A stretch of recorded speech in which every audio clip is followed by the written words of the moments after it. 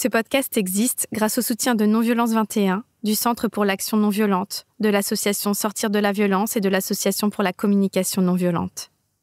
Il existe aussi grâce à vous qui écoutez, qui partagez, et grâce aux généreux donateurs et donatrices qui aident à la fabrique de cette émission.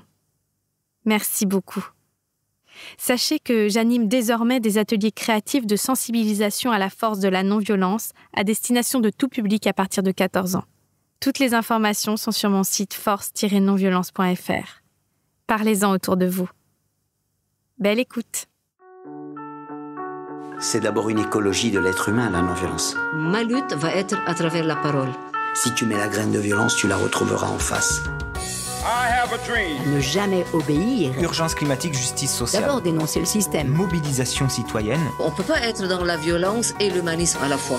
Bienvenue dans le podcast La force de la non-violence. Parce que la force n'est pas l'apanage de la violence, parce qu'on peut changer cette croyance et toute notre culture. Je suis Célia Grincourt et je vais à la rencontre de personnes qui ont choisi la non-violence et les stratégies d'action qu'elle nous offre pour se faire entendre, révolutionner ce monde ou simplement espérer survivre. Être en colère, c'est la bonne santé, vous savez. Désobéissance civile de masse. Dans le changement politique, on n'a pas le droit de rester amateur. C'est une question de vie ou de mort. Il nous faut des armes d'instruction massive. C'est une lutte. Donc l'empathie est le levain de la non-violence. C'est ça notre espoir. Le droit à la non-violence. Le droit à la non-violence éducative. I still have a dream. Ahimsa. Alors nous sommes le 5 avril. Le 5 avril, c'est la journée internationale de la conscience.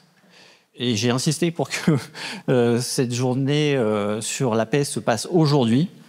Parce que la conscience est pour moi une des clés pour désapprendre la violence et cheminer vers la paix. C'est la conscience qui nous permet de questionner nos multiples représentations du monde, individuelles et collectives, qui sont à l'origine de nos habitudes relationnelles, de nos comportements, qui parfois, pour ne pas dire souvent, entrent en conflit et peuvent mener jusqu'à la violence. J'ai eu la chance d'assister au premier forum des acteurs de la non-violence, créé et organisé par Thierry Gautret de la Mauricière que vous venez d'entendre à la Fondation Good Planet. Un forum placé donc sous le signe de la conscience. S'il semble que la connaissance du bien, du mal, de nos privilèges, des systèmes de domination et de ce qu'il faudrait faire pour que ça change n'a pas encore réussi à prévenir nos comportements destructeurs, la conscience le peut-elle ? Peut-elle empêcher la violence, la restreindre, la circonscrire, la transformer ? Et si oui, qu'est-ce que cette conscience qui nous fait si souvent défaut ? Véronique Chenet-Cluzel, coach et instructrice mindfulness, tente de définir l'indéfinissable. La conscience, c'est la connaissance immédiate de sa propre activité psychique. Et dans cette occurrence, l'inverse, ça serait en fait l'inconscience. Dès qu'on veut définir une notion infinie, on va la réduire. Et quelque part, c'est aussi la même chose qu'on retrouve dans toutes les religions du livre, où on dit qu'on ne représente pas Dieu, parce que pour les religions, Dieu est trop vaste. Donc, si vous voulez, la conscience qui est vaste et infinie, on peut l'approcher, mais on ne peut pas la définir. I am a river of light. You are a river of light. Take us through the night. For we are a river of light. Comment incarner une notion infinie ? Tout comme la voix a son origine dans le corps et demeure pourtant un mystère qui nous ramène sans cesse à cet invisible dont nous sommes tous tissés. De même, la porte d'entrée de la conscience passe peut-être par la connexion au corps, l'écoute du corps. C'est ce que propose Jean-Gérard Bloch, médecin et créateur des diplômes universitaires médecine-méditation. Alors, la paix et la conscience. Comment est-ce que je peux incarner ça ? Comment est-ce que ça peut être quelque chose qui n'est pas seulement décrété, pensé intellectuellement ? Et c'est toute la question de la conscience.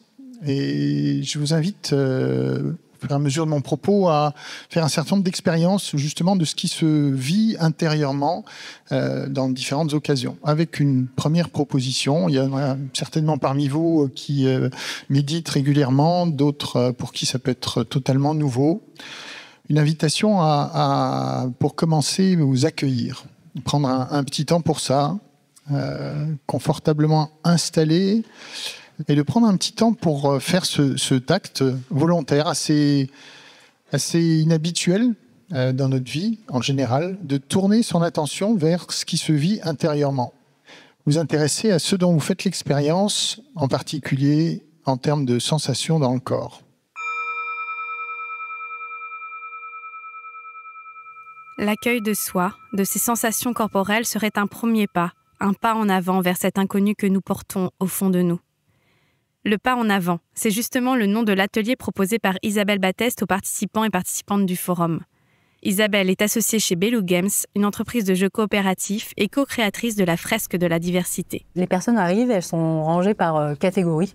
A priori, des catégories qui ne sont pas discutables. Enfin, là, je leur ai demandé de se répartir par catégorie d'origine géographique. Et du coup, déjà, on voyait qu'il y avait une répartition qui était assez inégale. Personne de rive gauche, c'était que 2 ou 3, elles ne se sentaient pas très, très à l'aise, alors que le reste du monde et de la France étaient très nombreux. Et après, je partage un certain nombre d'énoncés. Et les énoncés, quand les personnes elles sont d'accord avec, elles s'avancent d'un pas pour se retrouver dans un groupe commun, en fait. Et ça commence très tranquillement, parce qu'au début, qui adore cuisiner, donc voilà, les personnes s'avancent. Et puis, petit à petit, on va sur des sujets plus intimes, et puis sur des différences qu'on peut avoir ou des a priori qu'on peut avoir les uns sur les autres, sur par exemple la question du handicap, la question de la mort, la question de la famille, de comportements qu'on a pu avoir plus jeunes. Est-ce qu'on a été discriminé, est-ce qu'on a été discriminant, le but c'est ça, c'est de mettre de la confiance qu'au-delà des préjugés qu'on peut avoir les uns sur les autres, en fait finalement on a beaucoup plus à partager que ce qu'on imagine. La conscience peut-elle combler le fossé que nous ressentons parfois entre nous et les autres et qui est si souvent à l'origine de la violence ? Est-elle ce qui nous rassemble ou ce qui nous sépare ? Yves Rossetti, chercheur en neurosciences, mène des expériences qui prouvent que ce qui peut surtout nous relier, c'est, pour paraphraser Socrate, la conscience que nous ne savons pas. Si je crois que tout ce que je perçois, c'est la réalité, en bloc, je perçois tout, alors il n'y a plus de place pour rien d'autre, sauf pour ceux qui sont d'accord. Si je commence à douter de ma perception, alors je fais une petite place, plus ou moins grande d'ailleurs, ça peut grandir, au point de vue de l'autre. Et donc, c'est la première pierre de l'ouverture à autrui, c'est de douter de sa relation au réel, du fait que ce qu'on voit, c'est la réalité. Et donc, ce que je propose, c'est de redescendre vraiment sur le niveau le plus élémentaire possible, jusqu'au point de montrer un objet qui va apparaître, nous sommes l'un face à l'autre, si je le plaçais au milieu entre nous deux, vous verriez un cercle, je vois un carré. Et le pire, c'est que quand je vois ce carré, je ne peux pas imaginer que vous puissiez voir un rond. Et que pour vous, voyant un rond, vous ne pouvez absolument pas concevoir que je puisse le décrire comme étant un carré. Et en fait, cet objet n'est ni rond ni carré, forcément. Ces objets et cette procédure que j'utilise avec les illusions d'optique, nous l'utilisons aussi à l'hôpital, en rééducation, avec des patients qui ont des difficultés à prendre en compte le point de vue de l'autre. Et c'est vraiment merveilleux d'entendre ces patients à la fin des sessions d'interaction ludique avec ces objets qui me disent « Mais docteur, vous allez changer le monde avec vos boîtes !» Changer le monde, c'est bien l'un des buts de l'engagement non violent. Alors, comment conscience et non-violence sont-elles reliées ? Julien, Claire, Léontine et Maëva, visiteurs et intervenantes du forum, répondent. Je dirais que le lien que je fais moi, c'est que la première non-violence, c'est celle qu'on a avec soi-même. Enfin, je vois que quand je suis aligné et que je me trouve en paix ou je me sens en paix, je vois que mes relations avec les autres sont tout d'un coup bien plus en paix elles-mêmes. Donc je dirais un point de départ, la conscience, qui m'amène à une non-violence. Pour moi, la violence vient de l'absence de réponse. En fait, on est souvent extrêmement démunis quand on en arrive à là. On est impuissant. Et donc, c'est ce qui ressort parce que c'est un peu animal. Un animal blessé, qu'est-ce qu'il fait ? Soit il se réfugie, il se terre, soit il agresse. Donc, le fait d'être en conscience de soi, de l'autre, de notre vulnérabilité, des blessures, de l'état du monde, redonne un certain pouvoir sur la réponse et la relation et le dialogue qu'on va avoir avec la situation. Ça ouvre quand même un champ des possibles en termes d'action Et moi, je fais un lien très proche entre la conscience et l'agir, vraiment. Pour moi, vivre la non-violence, c'est être conscient que la violence a plusieurs formes. Dans des manières économiques, socio-culturelles, et humaines et puis écologiques. Donc, avoir conscience de ça, c'est déjà la première étape pour dire « Ah, qu'est-ce que je peux faire avec ?» En fait, nous, on est là pour montrer que la non-violence, c'est aussi politique. C'est là où il y a de la radicalité et des choses révolutionnaires. C'est de rentrer sur le terrain de la lutte sociale et politique, de montrer qu'on peut rentrer en rapport de force, mais de manière non violente, proposer des alternatives, des stratégies qui soient novatrices pour aller créer une société de paix juste et durable.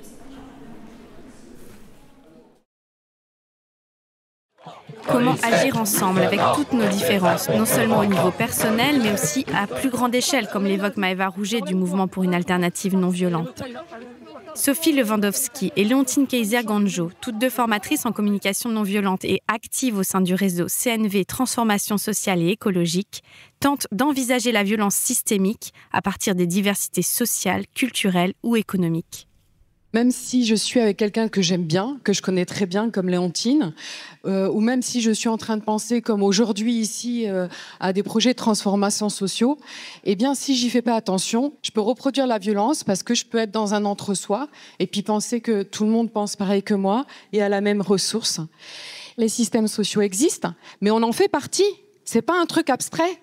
Moi, je fais partie du système social et la manière dont je vous parle ici, ça vient aussi d'une culture, d'une classe sociale et c'est un point de vue qui est complètement situé. Et à partir du moment où je comprends que j'ai un point de vue situé, eh bien alors je peux me rendre compte qu'il y a d'autres points de vue situés, que Léontine va penser autrement, qu'il y a d'autres classes sociales, d'autres groupes sociaux qui vont penser autrement. Et là, on commence le dialogue. Seulement là. Et aussi, je vais voir que j'ai un pouvoir différent. Est-ce que moi, j'ai accès facilement à ces micros, à ces scènes ? Est-ce que Léontine a accès facilement à ces micros, à ces scènes ? Est-ce que d'autres personnes qui ne sont pas là ont cet accès ? C'est pas sûr. Donc, je fais un croisement de points de vue situés en faisant attention à l'accès à la parole. Et dans notre intervention aujourd'hui, ce que nous voudrons vraiment mettre en accent, c'est de voir, avec toutes les interventions que nous avons eues ce matin, et ce que nous sommes en train de construire chaque jour, et avec nos positions de privilégiés, ces systèmes que nous sommes en train de faire, c'est la paix pour qui? Est-ce que c'est la paix pour nous seuls, penser à partir d'un endroit à huis clos, ou est-ce que c'est penser avec aussi des systèmes qui, même inconsciemment, peuvent encore être dans une certaine forme de domination ou qui ne prend pas en conscience les différences culturelles, les différences sociales et les différences historiques. On n'a pas accès aux mêmes ressources pour satisfaire nos besoins. Et si on ne fait pas attention à ça, on va faire de la communication non violente, violente. On n'a pas non plus la même façon d'interpréter nos stratégies, nos besoins, nos sentiments, nos sensations, nos pensées, etc. Ça donne un sens différent. Et si on ne fait pas attention à ça, on va imposer notre manière de voir individuelle et collective aux autres et on va faire de la communication non violente, violente. Ce que nous allons faire aujourd'hui, ce serait les CNV avec un petit parfum de Ubuntu. Ubuntu, c'est une philosophie africaine qui commence de l'Afrique du Sud jusqu'aux pays subsahariens de l'Afrique noire, j'allais dire. Et Ubuntu, c'est la conscience de notre interdépendance avec nos limites qui nous permet d'être complémentaires et ensemble, nous pouvons aller loin. Parce qu'avec Ubuntu, sans l'autre, je ne suis rien ou je suis incomplet. Et avec l'autre, nous sommes complets et c'est tellement reposant. Et je vois aussi l'utilité de l'autre dans sa différence. Still your thoughts, let them be. Find your dream, dive into eternity. Trust your soul, flying free as a bird. You can be.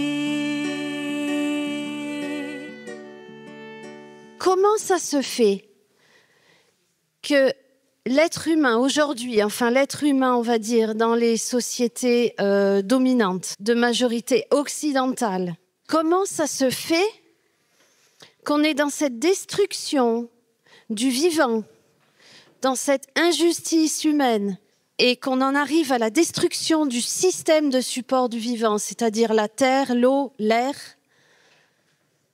un élan suicidaire, on le sait, on a toute l'intelligence et la culture et la technologie et tout ce qu'on veut pour créer des systèmes pour éviter cette destruction. On a tout ça.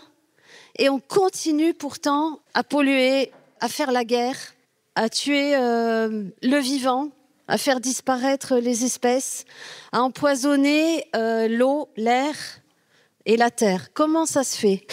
Arne Næss, en tant que philosophe scandinave qui écrivait d'une cabane dans la neige en haut de la Norvège, a regardé tout ça et il a dit « Nous avons perdu notre sens d'appartenance à la toile de la vie ».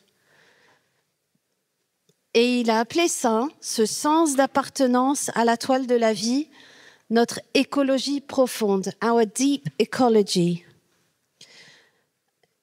Alors, si Arne Næss est le papa, la maman, c'est Joanna Macy, qui va sur ses 95 ans et qui est une Américaine. Et alors, elle, ce qu'elle cherchait, c'était comment retrouver notre sens d'appartenance à la toile de la vie. Alors, Joanna a créé ce qu'on appelle les ateliers d'écologie profonde. C'est le travail qui relie, the work that reconnects. Ça nous reconnecte intérieurement à nous-mêmes, parce qu'on est tout découpé, mais il nous relie aussi aux autres, à tout le vivant.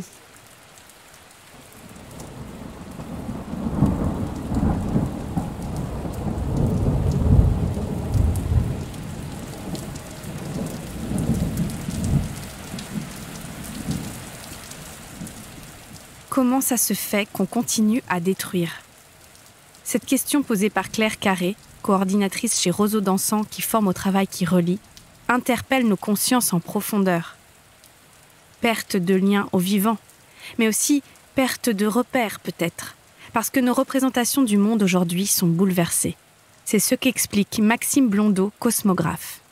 En ce moment même, nous sommes en train de traverser une transformation, une mutation, comme il n'y a eu que, à mon sens, 1 ou 2 ou 3 fois dans l'histoire de l'humanité, une mutation cosmographique. On est en train de perdre nos repères dans nos représentations du monde, la façon dont on se représente ce qui nous entoure. Il y a le numérique qui joue évidemment, il y a la crise écologique, je vais en parler, mais on est en train de traverser une période extraordinaire de mutation en matière de conscience de ce qui nous entoure. Une des grandes, peut-être la plus grande crise cosmologique, où on a changé notre représentation du monde à travers l'histoire de l'humanité, c'est ce qu'on appelle la révolution néolithique. Elle a eu lieu il y a 12 000 ans, là dans le sud de la Turquie. C'est le moment où on est passé de millions d'années de chasseurs-cueilleurs nomades à on se pose, on devient sédentaire, on s'arme d'un arsenal technique extrêmement puissant, on exploite et on extrait toutes les ressources qu'on va pouvoir trouver dans la terre que je possède. La révolution néolithique, l'invention de l'agriculture, il y a 12 000 ans. Ben vous allez comprendre que moi, mon regard singulier que je diffuse partout dans mes conférences, c'est qu'il y a là un rapport de domination technique très ancien, très violent, qui s'appelle le néolithique et dans lequel nous sommes encore. Ce changement cosmographique va-t-il dans le sens de la fin de cette ère de domination et de retrouvailles avec la conscience du vivant ? Ce n'est pas sûr, mais comment agir dans cette direction précise, dans cette direction que nous voulons ? Beaucoup d'interventions lors du forum ont permis d'imaginer une culture de paix et d'empathie. Alors, comment se relier ? Par quelles actions ? Voici quelques pistes. La CNV, elle propose d'agir autrement, de faire autrement que nos habitudes relationnelles qui sont héritées de notre éducation, du monde dans lequel on vit, de plein de références culturelles et éducatives qui, comme ça a été dit dans les conférences, là, sont souvent assez violentes et parfois traumatisantes. Et donc, comment on sort de ça ? Thomas Dansbourg dit ça très bien, il dit tant que je n'ai pas compris que je suis dans le piège, je ne peux pas en sortir. Et donc la conscience, c'est ce qui nous permet de comprendre qu'on est dans ce mode relationnel, qu'on est dans ces représentations du monde, qu'on est dans ces images d'ennemis. Voilà. La recherche de la paix, Nathalie Simonet, elle passe pour moi par l'acceptation du conflit. Formatrice en CNV, médiateur et fondatrice d'Émergence. Et pas du conflit comme une sorte de mal à éradiquer, hein, mais plutôt, et là j'ai envie de citer Thomas Dansbourg, j'adore quand il parle du conflit comme un ingrédient de la vie. Ça fait partie d'être un être humain, que d'avoir une perception du monde qui m'est peut-être unique d'ailleurs, et puis des fois d'avoir à la confronter avec la perception de l'autre, qui est unique aussi, mais c'est pas toujours simple de savoir que l'autre a une autre perception. Une collègue dont la fille a été harcelée pendant qu'elle était en primaire. Catherine Schmieder, formatrice CNV et fondatrice de l'association Déclic CNV et Éducation.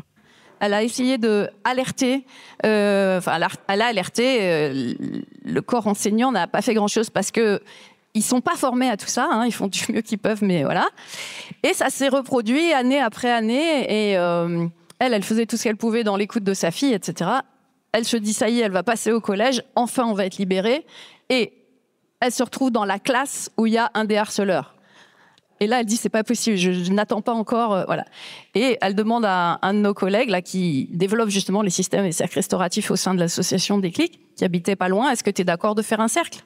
Oui, ok, ils vont voir la principale du collège et la CPE, et ils sont d'accord de tenter l'expérience. Donc, il y a un cercle restauratif qui a lieu. Ça suppose avant de rencontrer les personnes en individuel autour du sujet. Qu'est-ce que tu as à dire sur ce sujet-là? Chaque personne est entendue.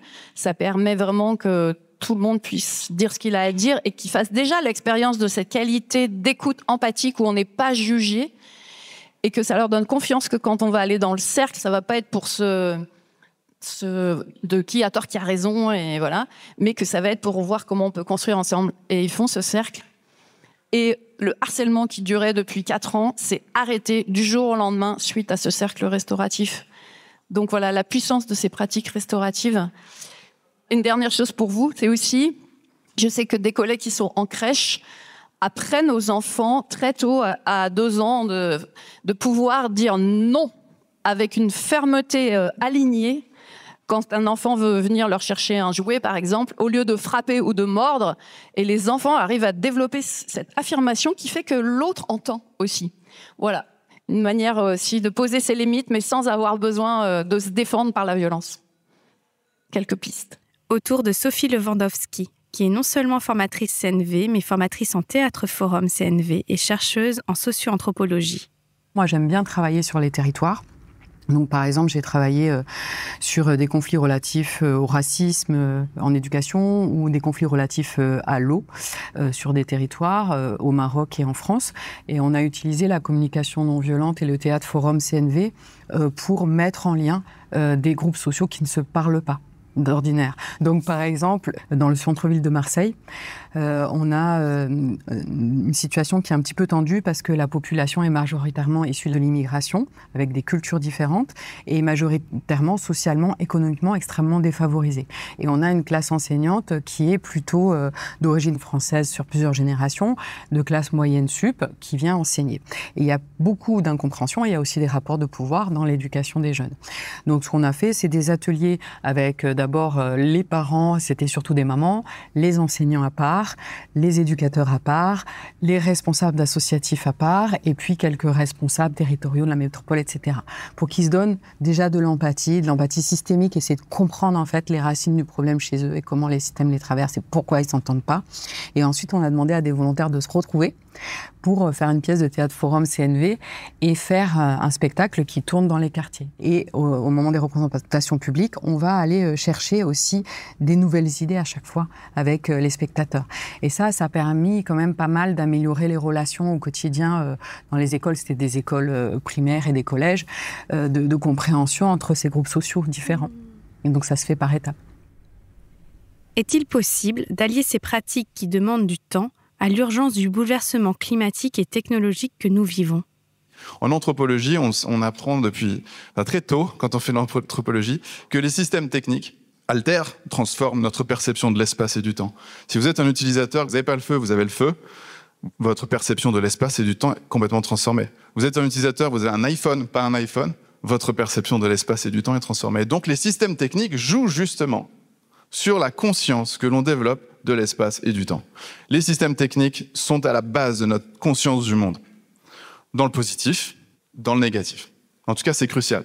Donc c'est pour ça que moi je m'intéresse à la géoconscience, à la bioconscience, à la technoconscience. À chaque fois qu'il y a eu des ruptures technologiques importantes, Dominique Stiller est professeur et titulaire de la chaire UNESCO pour une culture de paix économique. on a vu les deux possibilités germer assez vite. C'est-à-dire tout ce que ça peut nous apporter de bien et tout ce que ça nous apporte de mal. La semaine dernière, j'étais dans une autre table ronde où quelqu'un était là pour présenter les intérêts de l'intelligence artificielle et il nous a présenté tout un ensemble d'intérêts qui sont vraiment très très agréables. Sauf que en moi, il y a un vieux truc de militaire là qui sait très bien qu'à chaque fois qu'on a inventé une technologie nouvelle, le maximum de budget, les meilleurs ingénieurs, le temps principal passé, pour l'instant, a servi à une chose fondamentale, c'est créer des armes. Donc j'ai à la fois une vision d'intérêt, parce que je vois bien tout ce qu'on pourrait en faire, et puis j'ai une vision d'inquiétude de qu'est-ce qu'on va en faire vraiment. Pour anecdote, dans les années 80, quand les personal computers sont sortis, l'info principale du marketing, c'était « vous verrez, avec les ordinateurs personnels, votre temps de travail va réduire ». Retournez aux pubs, hein, vous verrez, c'était ça la pub principale. C'était « on va gagner du temps pour nous ». Je ne sais pas ce que ça a provoqué pour vous. Pour moi, ça n'a pas provoqué ça. L'intelligence artificielle pose la question de la conscience de manière cruciale. Ne nous éloigne-t-elle pas encore davantage du vivant ? N'est-elle pas la continuation du paradigme de domination par la technique ? Ne pose-t-elle pas des questions d'ordre ontologique, certains étant prêts à croire qu'elle pourrait se doter d'une conscience ? Quelle bouée de sauvetage dans ce monde où tout va si vite ? L'idée de la paix économique, ça va être vraiment de se rendre compte à un moment donné qu'on baigne dans un paradigme particulier et que depuis un certain nombre de dizaines d'années, ce paradigme est principalement dominé par la vision économique. Si je le regarde autrement, nous sommes tous une forme d'homo economicus, c'est-à-dire des gens qui n'ont des actions que pour leur intérêt bien compris, quelle que soit l'action qu'ils engagent, qui est à peu près le regard du monde néolibéral. Et ce paradigme-là va teinter plein de choses. Et je vais prendre un exemple qui est présent depuis ce matin. Le monde occidental percevant la vie principalement à travers l'individu, depuis ce matin, quand on parle de conscience à partir de l'individu. Mais le monde africain ne parle pas de conscience à partir de l'individu, il parle de conscience à partir du groupe. La philosophie Ubuntu est « nous sommes donc je suis ». C'est-à-dire que le point de départ de conscience est sur le groupe, pas sur l'individu. Nous baignons dans la conscience collective. Mais nous l'oublions si souvent. Oh, silence, take me in your arms. I am tired.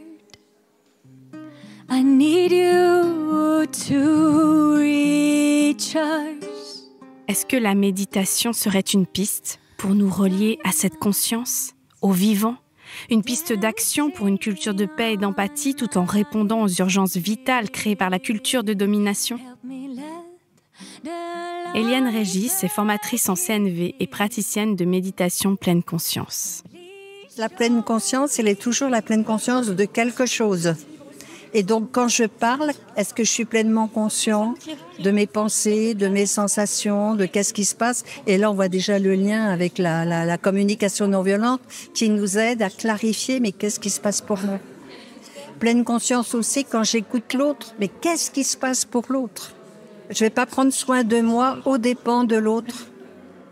Là, dernièrement, j'ai écrit un article dans Sagesse bouddhiste, justement sur la CNV et la pratique de la pleine conscience.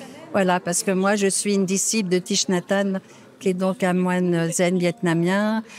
Thich Nhat Hanh, grand apôtre de la non-violence également. Eh bien oui, et puis son expérience, c'est pas du discours, il est. Et toute sa pratique et témoignage par rapport à la guerre du Vietnam.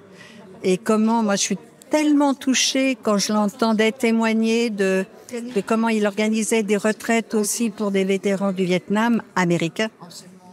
C'était magnifique, quoi. Donc, magnifique. J'étais très, très touchée de voir cette qualité d'amour. La méditation a-t-elle un rôle à jouer dans la police, la cité ? Est-elle politique ? Ilani Tatia, fondatrice de WeSit, une communauté de méditants, répond. Ça dépend du sens qu'on met dans le mot politique. Mais elle a son rôle dans la cité, c'est sûr. Je rêve que dans nos villes, il y ait des lieux de méditation laïque qui regroupent tout le monde, qu'on puisse voir dans les parcs, dans les places. De temps en temps, je vais méditer sur les marches de l'opéra. Qu'on mette la méditation à une autre façon d'être dans notre société. Donc oui, ça c'est assez politique. Mais comment la pleine conscience peut-elle s'envisager dans les guerres économiques et armées qui font rage actuellement ? Didier Van Covalert, dans son livre « La bienveillance est une arme absolue », il y a un chapitre assez sidérant où l'ONU fait une expérience avec des scientifiques. Ils ont fait venir des méditants expérimentés et ils les ont fait méditer en plein milieu de zones de conflit. Il y a eu des expériences répétitives, mesurées. Chaque fois que les méditants étaient ensemble avec une intention de paix, le conflit diminuait en intensité. Il n'y avait pas de gros impact pendant ces moments. Chaque fois. Le problème, chaque fois que ces méditants s'arrêtaient, ça repartait. Donc là, il y a comme une conscience agissante. Finalement, le sujet est comment la conscience pourrait redonner au monde son souffle vital.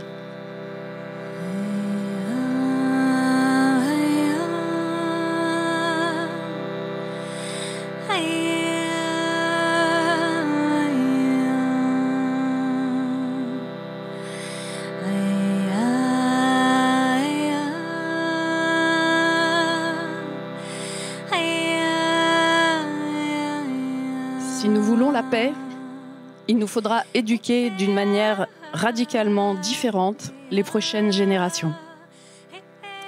C'est une phrase de Marshall Rosenberg, le créateur de la communication non violente, et qui a œuvré pour sa diffusion dans le monde, œuvré pour un monde où les besoins de chacun pourraient être pris en compte de manière pacifique.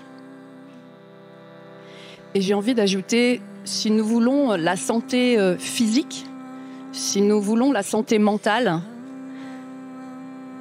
il nous faudra éduquer d'une manière radicalement différente les prochaines générations. Et si nous voulons prendre soin de l'environnement, de la nature, de la planète sur laquelle nous vivons, il nous faudra éduquer d'une manière radicalement différente les prochaines générations. Car tout est lié.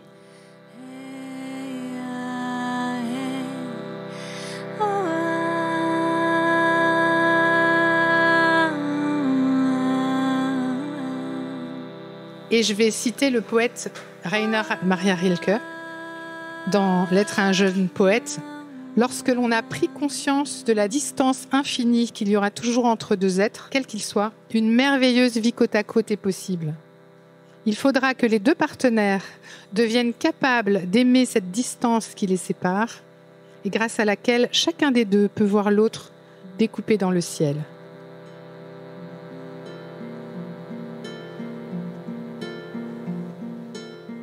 La musique originale de ce reportage est composée et interprétée par Jessica Underwater.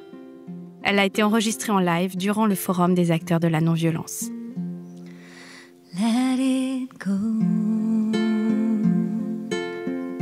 Let it all go.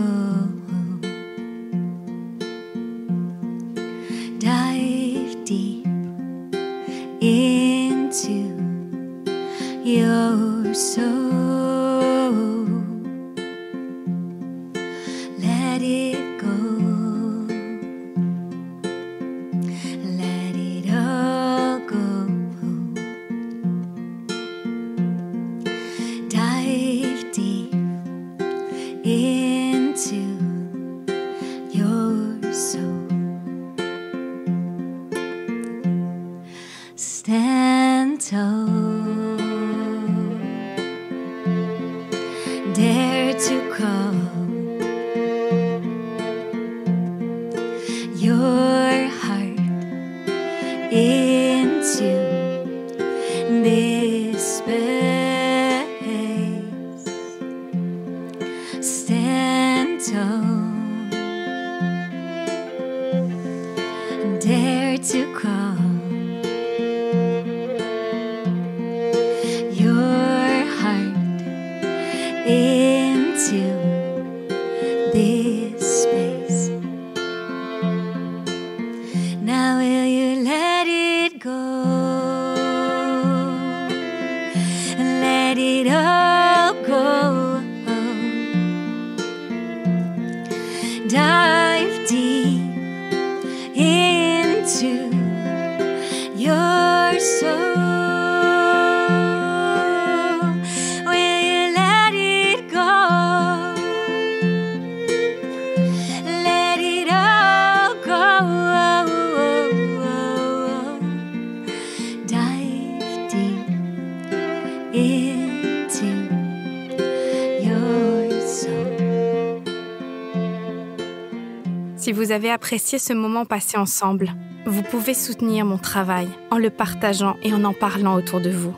Et vous pouvez aussi me faire des dons, ponctuels ou réguliers, en cliquant sur l'onglet « Soutenir » du site force-nonviolence.fr. Je nous souhaite d'utiliser nos peurs, nos colères et nos révoltes comme un moteur pour agir et transformer ce monde. Ahimsa.